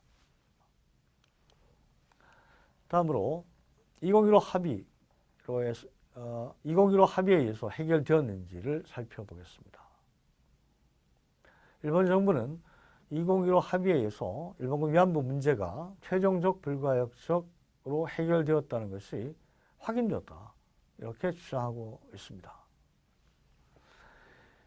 2016년 10월 3일에 중의원 예산위원회에서 한일 간 일본군 위안부 문제 합의에 추가해서 일본 측에서 위안부 피해자들에게 사죄 편지를 보낼 가능성이 있느냐라고 국회의원이 아베 총리에게 질문을 했습니다. 그때 아베 총리가 한 말이 털끝만큼도 그럴 생각이 없다라는 것이었습니다. 이 털끝만큼도에 해당하는 일본어는 모토입니다. 모토라는 것은 일본인들이 일상생활에서 널리 쓰는 말은 아닌 것으로 알고 있습니다. 따라서 이 털끝만큼도라고 하는 표현이 가지고 있는 색깔이라는 것은 매우 특이한 것이다 라고 봐야 할 것 같습니다. 그리고 2017년에는 한국의 2015 합의 검증 TF 활동과 관련해서 발언을 하면서 합의는 1mm도 움직일 수 없다라고 말했습니다. 이것도 언론에서 대대적으로 보도가 되었습니다. 2018년 1월 4일에는 스가 요시히데 당시의 관방장관, 지금 현재의 총리입니다. 스가 요시히데 당시의 관방장관도 합의는 1mm도 움직일 수 없다라는 말을 한 텔레비 프로그램에 나와서 3번이나 반복한 적이 있습니다. 하지만 첫째, 2015 합의는 정식 조약이 아니라 비구속적 합의, 다시 말해서 정치적 선언에 불과하기 때문에 피해자들이 손해배상 청구권에 어떠한 영향도 없습니다. 이것은 앞서 설명했던 2015 합의 이후의 피해자들의 헌법소원 제기에 대해서 2019년 12월 27일에 헌법재판소가 결정을 선고했는데 그 결정에서 선명하게 제시가 되어 있습니다. 이 사건 합의, 다시 말해서 2015 합의의 절차와 형식에 있어서나 실질에 있어서 구체적 권리 의무의 창설이 인정되지 않고 이 사건 합의를 통해 일본군 위안부 피해자들의 권리가 처분되었다거나 대한민국 정부의 외교적 보호권이 소멸되었다고 볼 수 없다. 자, 조금 풀겠습니다. 절차와 형식. 합의문이 없다. 그 다음에 국회에서 비준 절차를 거치지 않았다. 통상의 경우에는 당연히 합의문이 있고 거기에 관계자가 서명을 하고 그리고 국회에 통보가 되어서 국회에서 논의가 되어서 비준이라는 절차를 거치게 됩니다. 그것이 정식조약의 체결 절차인데요. 2015 합의의 경우에는 그와 같은 절차가 전혀 존재하지 않는다. 형식도 갖추고 있지 못하다. 그 다음에 실질에 있어서 구체적인 권리 의무의 창설이 인정되지 않는다. 이 말은 무슨 말이냐면 2015 합의의 표현이 매우 애매하기 때문에 명확성이 없기 때문에 그 합의에 의해서 피해자들의 권리 의무에 어떤 영향이 있다라는 것을 확인할 수가 없다라는 이야기입니다. 그렇기 때문에 이 합의를 통해서 일본군 위안부 피해자들의 권리가 처분되었다고는 도저히 이야기할 수가 없다. 처분되었다고 볼 수 없다는 것은 무슨 말입니까? 남아있다라는 것이죠. 이 합의에도 불구하고. 그 다음에 이어서 대한민국 정부의 외교적 보호권도 소멸되지 않았다라고 되어 있습니다. 다시 말해서 대한민국 정부가 일본군 위안부 피해자들의 권리를 구제하기 위해서 적극적으로 나서야 될 책무, 그것도 2015 합의에 의해서 소멸된 것이 아니다라고 밝히고 있습니다. 둘째, 2015 합의는 일본군 위안부 문제의 본질과 역사에 비추어서 퇴행이라고 할 수 있기 때문에 애당초 해결이 될 수가 없습니다. 일본 정부의 사죄는 코노다마와 아시아 여성기금이 피해자에게 전달하려고 한 총리의 사죄의 편지, 95년에 나온 것입니다만 그 내용을 반복하는 것일 뿐 전혀 진전이 없습니다. 2015 합의에는 코노다마에서는 상세하게 인정되었던 관련 사실에 대한 언급이 전혀 없습니다. 2015 합의에는 코노다마와 사죄의 편지에서는 언급되었던 강제성, 진상규명, 역사교육에 대한 언급이 전혀 없습니다. 그리고 일본 정부가 10억 엔을 내놨습니다만 그 10억 엔의 성격에 대해서 일본 정부 스스로가 결코 배상금이 아니고 인도적 지원금일 뿐이다 라고 여러 차례 못 박았습니다. 그리고 생각해보면 역사 문제라는 것은 애당초 최종적 불가역적 해결이라는 것이 있을 수가 없는 것입니다. 불가역적이라는 표현은 예컨대 군사협정 같은 데서 쓰입니다. 핵 폐기를 불가역적으로 해라. 이런 식으로 사용되는 용어죠. 역사 문제라는 것은 끊임없이 사실을 확인하고 그 다음에 그걸 되새기고 교육하고 그리고 다시는 발생하지 않도록 노력하고 하는 과정을 통해서 지속적으로 해결이 이어져야 되는 것입니다. 그런데 그것이 최종적으로 불가역적으로 해결된다는 것은 역사 문제의 성격상 애당초 불가능한 일이다라고 봐야 되겠죠. 그러니까 2015 합의는 불가능한 일을 하려고 해서 결국 실패한 것이다 라고도 이야기할 수가 있겠습니다. 2015 합의가 최종적 불가역적 해결이 될 수 없다는 사실은 2015 합의 이후에 국제사회에서 거듭 확인되었습니다. 유엔 여성차별철폐위원회는 2015 합의가 피해자 중심의 접근을 충분히 채택한 것이 아니다 라는 점에 대해서 유감을 표명했고 일본 정부에 대해서 피해자 구제에 적극적으로 나설 것을 촉구했습니다. 또한 유엔 고문방지위원회에서도 2015 합의를 개정할 것을 충분하지 않고 해결에 실패한 것이기 때문에 그 내용을 개정해야 한다라고 촉구했습니다. 그리고 자유권규약위원회도 일본 정부에 대해서 책임자의 처벌, 배상, 그리고 증거의 공개, 교육, 책임의 공식 인정, 사죄의 표명 등등에 대해서 어떻게 하고 있는지를 보고해라 라고 2015 합의 이후에 일본 정부에 대해서 요구를 했습니다. 그래서 말할 것도 없이 2015 합의에 의해서 일본군 위안부 문제가 최종적 불가역적으로 해결된 게 아니다라는 판단을 국제사회가 보여준 하나의 예다라고 볼 수가 있겠습니다. 그 다음으로 만일 일본 정부가 주장하듯이 2015 합의가 한국의 국가기관이 일본군 위안부 문제에 대해 일본 정부가 원하지 않는 어떠한 조치도 취할 수 없게 하는 것이고, 일본 정부가 범죄 사실 인정과 사죄 등 추가적인 조치를 하는 것을 금지하는 것이고, 전 세계에 설치된 평화의 소녀상에 대한 일본 정부의 철거 요구를 정당화하는 것이라고 한다면, 만일 그렇다면 그것은 극단적으로 불합리한 약속이기 때문에 애당초 무효다라고 하지 않을 수가 없습니다. 예컨대 지금부터 노예가 되겠다라는 약속은 무효입니다. 그것이 무효인 이유는 극단적으로 불합리한 내용을 담고 있기 때문에 그렇습니다. 자, 일본 정부는 2015 합의 이후에 한국의 외교부 차관이 국제회의에 가서, 유엔의 회의에 가서 일본군 위안부 문제에 대해서 언급했다라는 사실 자체를 문제 삼았습니다.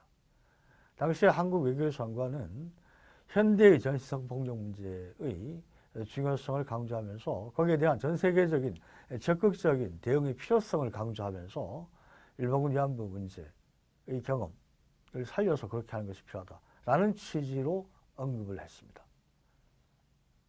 그 언급이 문제다라고 일본 정부가 이의를 제기하고 나선 것이죠.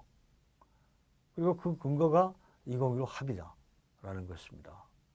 한국 정부는 국제 무대에서 일본군 위안부라고 하는 용어 자체를 입에 담아서는 안 된다라는 주장인데요. 만일 2015 합의가 그와 같은 내용을 담고 있다면 그것은 무효라고 봐야 되겠죠. 또한 작년에 베를린 소녀상에 의해서 볼 수 있듯이 일본 정부는 국가적인 차원에서 전 세계에 설치된 소녀상을 철거하게 하거나 혹은 설치되지 못하게 하려고 애를 쓰고 있습니다. 베를린 소녀상은 독일의 시민들이 세운 것입니다.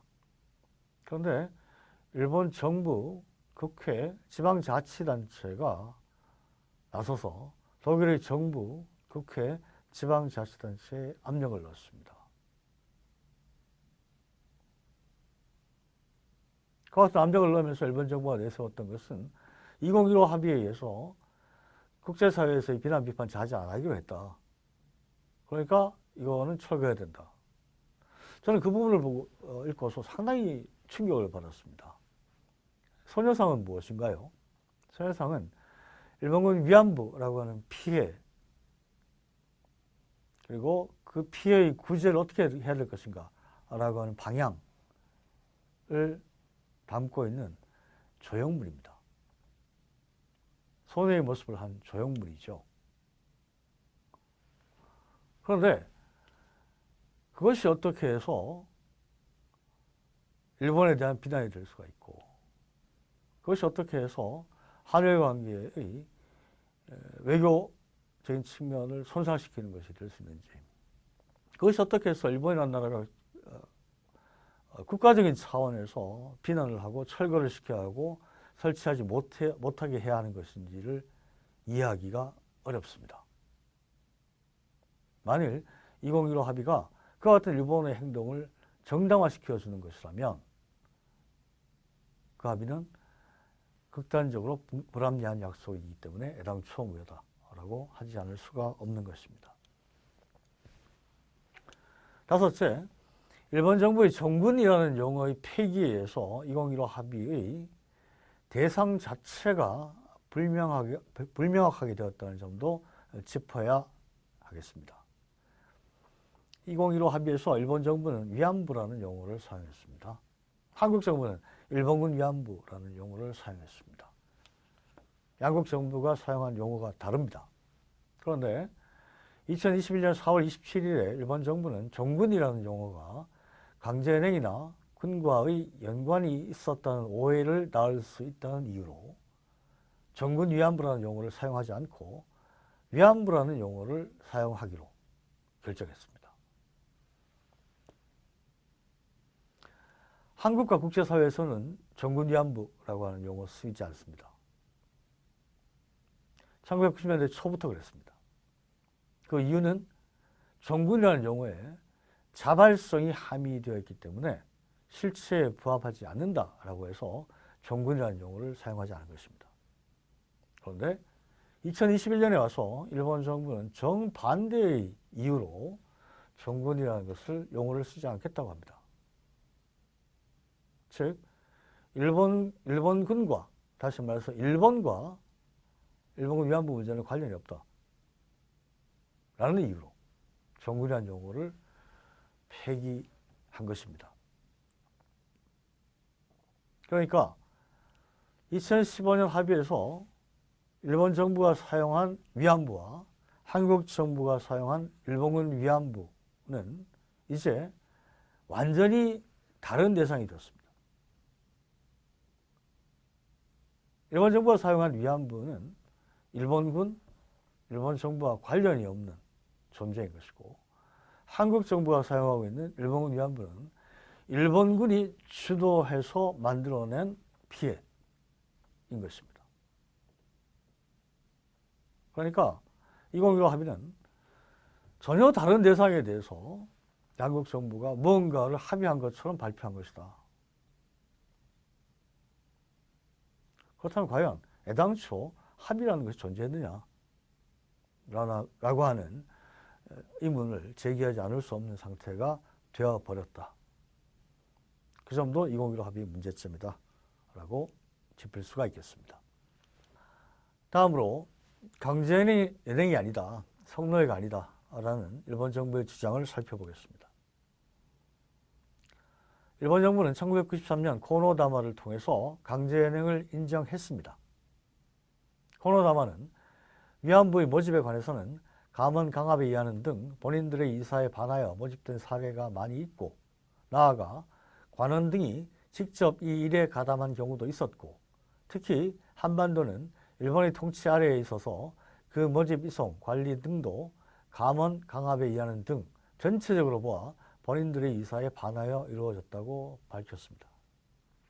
감언 강압에 의하는 등 본인들의 이사에 반하여 모집되었으면 그것은 강제연행된 겁니다.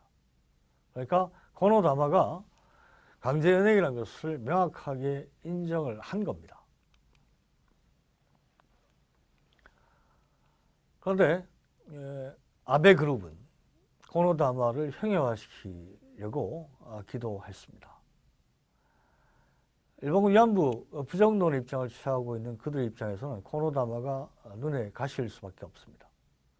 따라서 전면 부정하고 싶었겠죠. 지금도 그런 마음일 것이라고 생각합니다. 하지만 그럴 수는 없습니다. 왜냐하면 그렇게 되면 국제사회로부터 엄청난 비난을 받게 될 것이기 때문에 그렇습니다. 그래서 아베는 그 형해화에 나섰습니다.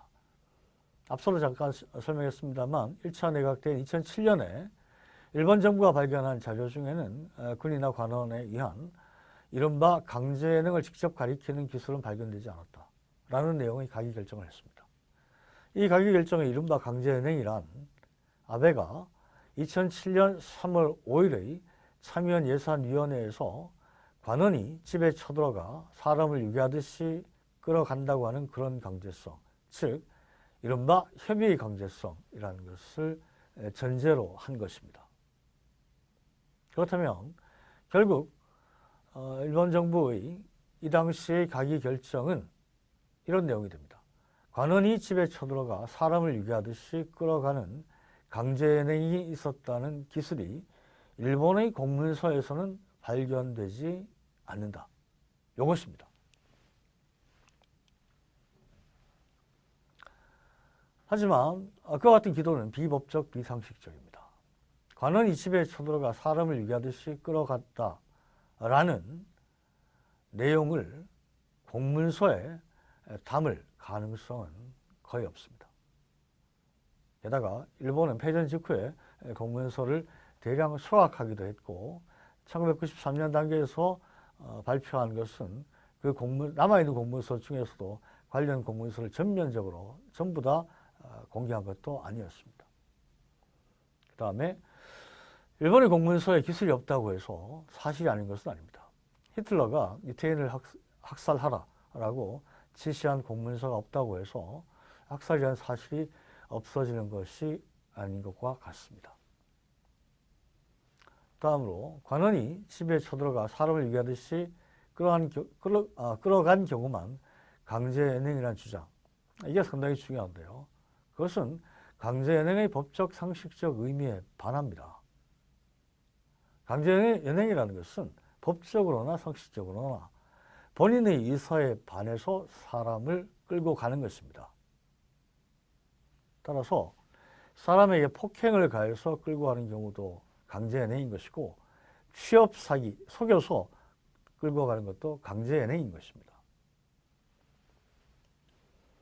따라서 강제연행이라는 것을 관원이 집에 쳐들어가 사람을 유기하듯이 끌어간 경우에 국한시킨다는 것은, 이것은 일본에서만 통하는 논리입니다. 다른 어느 나라에서도 이것이 통하지 않습니다. 그와 같은 강제연행이라는 개념은 아베 일본이 발명해낸 일본에서만 통하는 어설픈 언어다라고 이야기해서 크게 틀림이 없습니다. 그리고 강제연행을 통상의 의미로 이해한다면, 다시 말해서 본인의 의사에 반하여 위안부가 되었다라는 의미로 이해한다면, 일본의 공문서에서 그와 같은 사실을 입증하는 기술을 발견하는 것은 어렵지 않습니다. 게다가 일본 재판소의 판결에는 피해자들이 본인의 의사에 반해서 끌려갔다는 사실이 명확하게 기록이 되어 있습니다. 그 판결은 일본의 공문서입니다. 그러니까 정상적인 강제연행 개념에 입각한다면 일본의 공문서에서도 강제연행의 사실을 확인할 수 있는 겁니다. 그런데 강제연행이라는 개념을 극히 왜곡된 형태로 상정을 하고서 이런 게 공문서에 안 나오니까 없었던 거야 라는 식으로 주장한다는 것은, 이것은 매우 물구나무선 논리다, 이렇게 이야기할 수가 있을 것입니다. 아베의 주장은 결국 본인의 의사에 반해서 끌려갔다는 일본군 위안부 피해자들의 증언이 거짓말이라고 하는 것이 됩니다. 이것은 명백한 2차 가해라고 하는 것은 더 말할 필요도 없을 것입니다. 게다가 법적으로는 강제연행은 일본의 국가책임 성립의 요건도 아닙니다. 코노다마가 인정하듯이 일본 정부와 군이 위안소의 설치, 관리 및 위안부 이송에 관해서 관여했다. 그렇게 만들어진 위안소에서의 생활은 강제적인 상황 아래에서 이루어진 가혹한 것이었다. 자, 이것만 있으면 국제법 위반한 것이 됩니다. 이 사실만으로. 그리고 이것만으로 일본의 국가 책임이 발생합니다. 따라서 강제연행 여부는 일본의 국가 책임 발생의 요건이 아니기 때문에 그것을 굳이 대대적으로 논란을 벌일 이유가 없는 것이죠. 그러니까 아베의 기도는 공허한 흠집내기에 불과한 것이다 라고 할 수밖에 없는 것입니다. 다음 성노예 보겠습니다. 일본 정부는 성노예라는 표현은 사실에 반한다 라고 주장합니다. 그런데 성노예가 무엇인지를 이야기하지 않습니다. 성노예에 부합하는 사실이 무엇인지 이야기하지 않습니다. 성노예에 반하는 사실은 무엇인지를 전혀 제시하지 않고 있습니다. 그러면서 성노예라는 표현은 사실에 반한다 라는 주장만 거듭 반복하고 있습니다. 논증이 없는 주장입니다. 따라서 일본 정부의 주장은 그냥 우리는 성노예라는 표현이 싫다라는 감정의 표현 이상이 될 수 없는 것이다 라고 하지 않을 수가 없습니다. 일본 정부는 혹시나 강제연행이 없었으니까, 그들이 말하는 강제연행이 없었으니까 성노예가 아니다 라고 주장하는 것일지도 모릅니다. 하지만 이미 살펴봤듯이 강제연행이 있었습니다. 그리고 강제연행은 성노예의 요건도 아닙니다. 일본의 국제법 학자인 아베 코키 교수의 심도 있는 분석이 있습니다. 그 분석을 보게 되면 노예제의 요체는 사람에 대한 지배이며 이때의 지배란 사람의 자유 또는 자율성을 심대하게 박탈하는 것입니다. 어떤 과정을 거쳐서 노예가 되었는가라는 것은 본질적인 문제가 아닙니다. 그 사람이 자유 또는 자율성을 심대하게 박탈당하는 상태에 있었는가라는 것이 핵심입니다. 이것이 국제법상 과거로부터 현재까지 전혀 변함없이 이어져 오는 노예제에 관한 인식입니다. 그런데 일본군 위안부는 자유 또는 자율성을 심대하게 박탈당한 상태에서 성적 착취를 당한 피해자였습니다. 그러니까 성노예인 것입니다. 국제기구의 수많은 보고서와 결의들이 성노예라고 밝히고 있는 것은 바로 그 때문입니다. 성노예가 아니다라는 주장 역시 아베의 일본이 발명해낸 일본에서만 통하는 어설픈 궤변에 불과한 것이다 라고 하지 않을 수가 없습니다.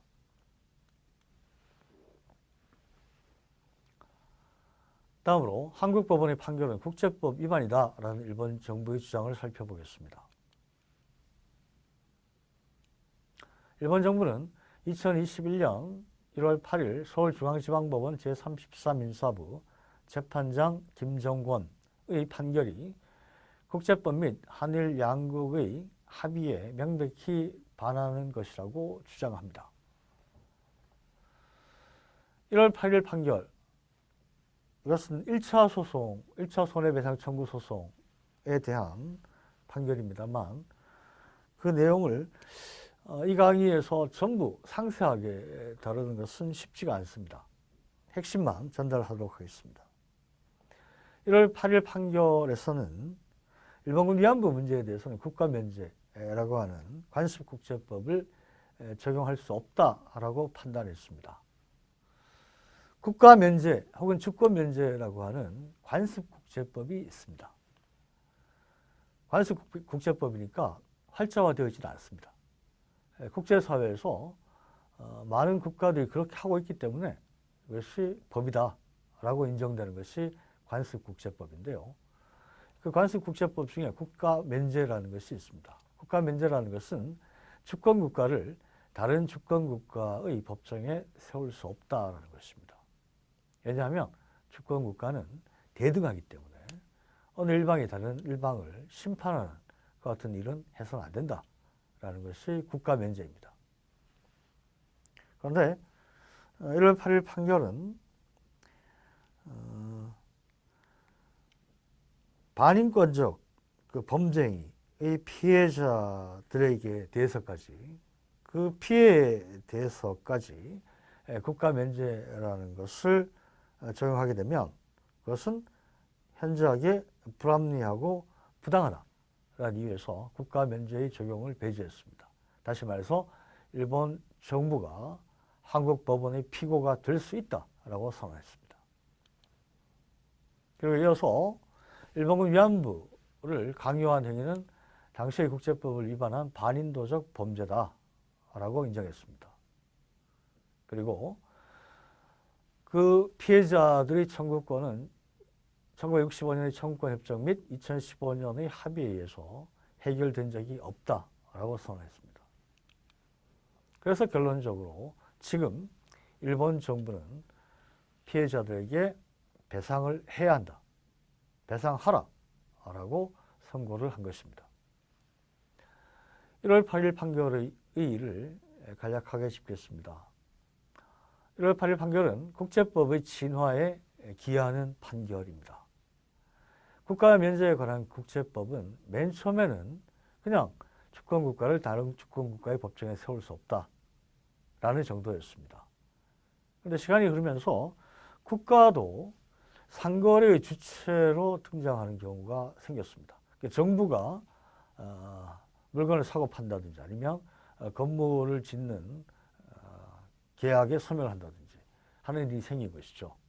그런데 그런 경우까지도 상대방에게 국가면제를 적용해서 상대방 정부의 잘못에 대한 책임을 물을 수 없다고 한다면 이거는 불합리하다. 라고 해서 상행위의 경우에는 예외다, 사법행위의 경우는 예외다 라고 한 예외가 생겨났습니다. 그리고 21세기가 되면서 중대한 인권 침해, 국가가 중대한 인권 침해를 한 경우까지 국가 면제를 인정해서 책임을 면제해 준다면 이것은 부당하고 불합리하다 라고 하는 판결들이 나오기 시작했습니다. 각국에서. 서울중앙지방법원의 1월 8일 판결은 바로 그와 같이 진화해 가고 있는 국제법에 힘을 보탠, 국제법의 변화의 움직임에 힘을 보탠, 강력한 힘을 보탠 그런 판결이다라고 할 수가 있습니다. 다음으로 1월 8일 판결은 일본군 위안부 문제에 대한 국제사회의 법적 판단을 전면적으로 받아들이고 그것을 반영한 판결이다 라고 할 수가 있습니다. 또한 한일 과거청산에 대한 대한민국의 법적인 판단 여럿 있었습니다. 그런데 그것을 총체적으로 반영해서 해결책을 제시한 것이다 라고 할 수가 있습니다. 1월 8일 판결, 일본 정부는 처음부터 이 재판에 전혀 응하지 않았습니다. 그리고 한국의 법원을 완전히 무시했죠. 판결이 선고되자 그걸 받아들일 수 없다라고 하면서 기한 내에 항소도 하지 않았습니다. 그래서 1월 8일 판결은 1월 23일 0시에 확정이 되었습니다. 이건 더 다툴 수가 없는 사건이 되어버린 것입니다. 그래서 이제 남은 것은 판결의 집행만입니다.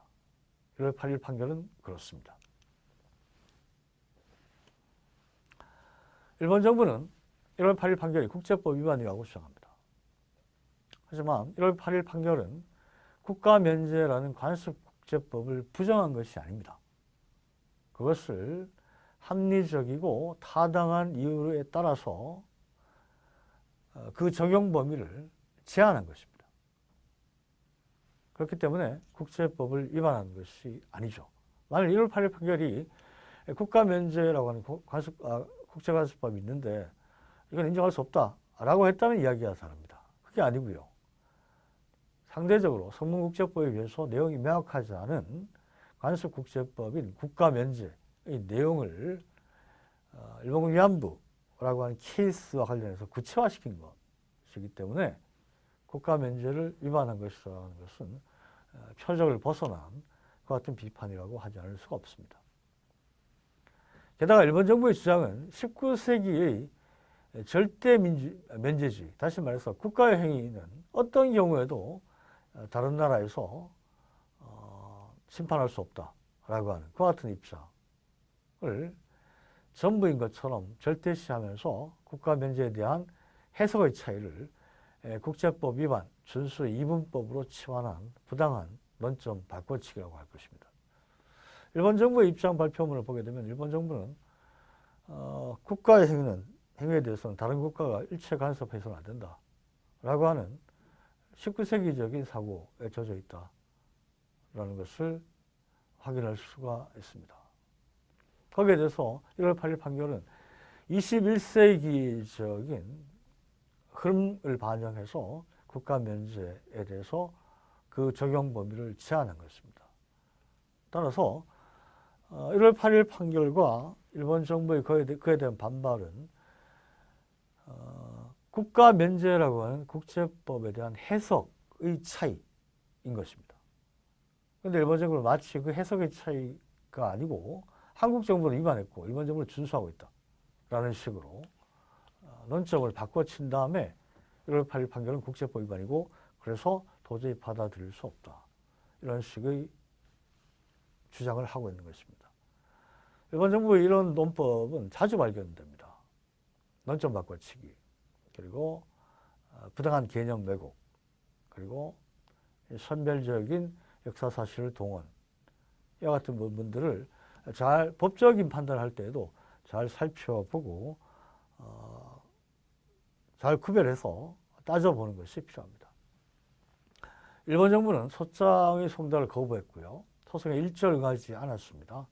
그런 일본 정부가 부당하게 판결을 비난하면서 삼권 분립의 원칙에 입각한 대한민국 법원의 판결에 대해서 행정부가 조치를 취하라고 요구하는 것은 참으로 유감스러우니 않을 수가 없습니다.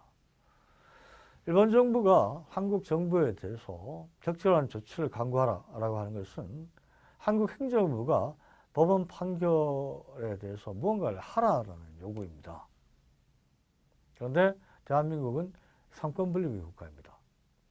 사법부의 판단에 대해서 행정부가 그것을 없는 것으로 한다거나 아니면 그것과는 다른 방향으로의 조치를 취한다거나 하는 것은 대한민국의 헌법에 반합니다. 그러니까 일본 정부는 지금 한국 정부에 대해서 헌법에 반하는 일을 하라라고 공개적으로 요구를 하고 있는 것입니다. 이것이 어떻게 해서 가능할까요? 한국이란 나라에 대해서 어떤 인식을 가지고 있기 때문에 과연 이것이 가능할까요? 저는 그런 의문을 가지고 있습니다. 매우 유감스러운 일이 아닐 수 없습니다. 지금까지 살펴본 일본군 위안부 문제 해결을 위한 노력의 역사는 그 법적 책임에 대한 추궁의 역사였습니다. 매우 유감스럽게도 일본 정부는 결국 법적 책임 이행을 거부했다는 점에서 불충분한 것이었던 1993년의 코노다마를 피크로 해서 그 이후에는 퇴행을 거듭해서 이제 법적 책임은커녕 일본군 위안부 문제 자체를 부정하는 상태에 이르러 버렸다라고 생각이 됩니다. 하지만 피해자들과 시민들의 법적 책임 추궁은 국제사회에 일본군 위안부 문제에 관한 법적 상식을 확립했습니다. 나아가서 중대한 인권 침해 피해의 구제에 관한 새로운 국제 규범을 만들어냈습니다.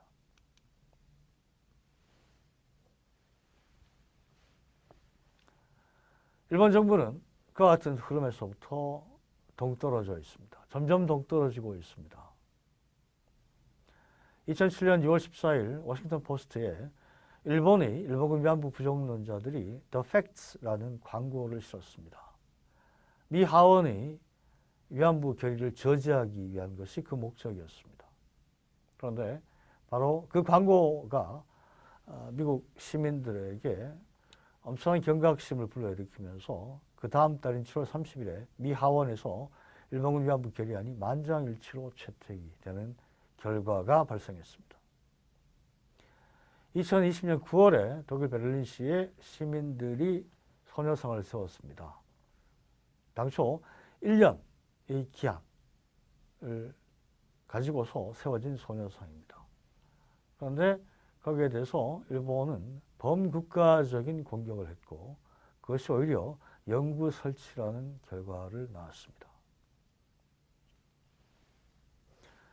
2021년에 하버드 로스쿨 교수인 램지어의 논문, 정확하게는 글이 전 세계적인 논란의 전 세계적인 주목을 받는 사태가 벌어졌습니다.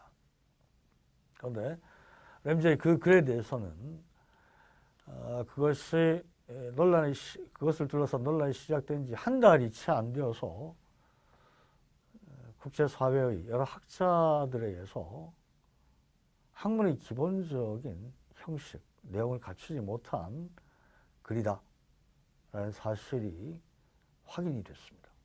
학문적인 논란은 이미 끝났습니다. 램지어의 그 글은 일본군 위안부 부정론입니다. 일본의 일본군 위안부 부정론자들의 주장을 옮겨 넣은 것이다. 영어로 옮겨 넣은 것이다. 라고 해서 크게 틀림이 없습니다.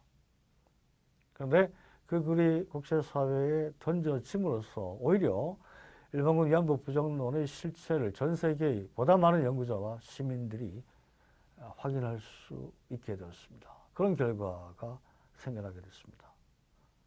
자, 이와 같은 사례들은 무엇을 의미할까요?